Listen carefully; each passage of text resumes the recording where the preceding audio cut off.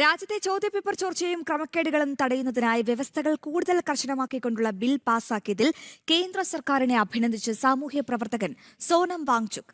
നമ്മുടെ പരീക്ഷാ സംവിധാനത്തെ കൂടുതൽ ശക്തവും വിശ്വസനീയവുമാക്കുന്ന ബില്ലാണ് പാർലമെന്റ് പാസാക്കിയതെന്ന് പ്രധാനമന്ത്രി വ്യക്തമാക്കിയിരുന്നു.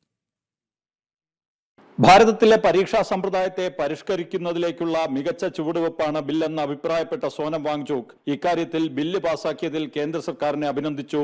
मैं खुश हूं कि परीक्षाओं के सुधार पर संसद में बिल लाई गई और उम्मीद करता हूं कि सुधार सिर्फ परीक्षाओं में नहीं शिक्षा प्रणाली में भी हो, ये जारी रहे.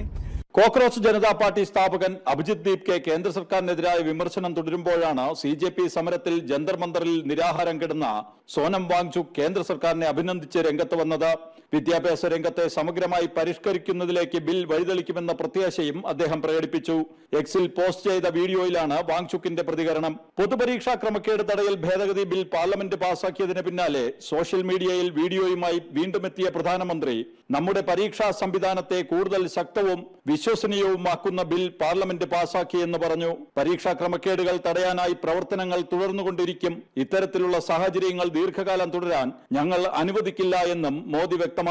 फिर से कोई पेपर माफिया, पेपर लीक करने वाली गैंग, देश के बच्चों के भविष्य के साथ खिलवाड़ करने वाली गैंग, उनको बख्शा नहीं जाएगा. इसलिए कठोर कानूनों की भी जरूरत है. हम संसद में बिल लेकर के गए थे और जैसा मैंने आपको वादा किया था, गत 2 दिन संसद के दोनों सदनों ने, अधिकतम माननीय सांसदों ने विस्तार पूर्वक उससे चर्चा की है और आज दोनों सदनों ने इस कठोर कानूनों वाले, प्रावधानों वाले इस बिल को पास कर दिया है. अब विश्वस्त परीक्षा पद्धति की दिशा में जाने में एक महत्वपूर्ण काम पूर्ण हुआ है. ഈ ആത്മവിശ്വാസത്തോടെ നമുക്കെല്ലാവർക്കും ഒരുമിച്ച് തോളോട് തോൾ ചേർന്ന് വികസിത ഭാരതം എന്ന സ്വപ്നം സാക്ഷാത്കരിക്കാൻ മുന്നോട്ടു പോകാം.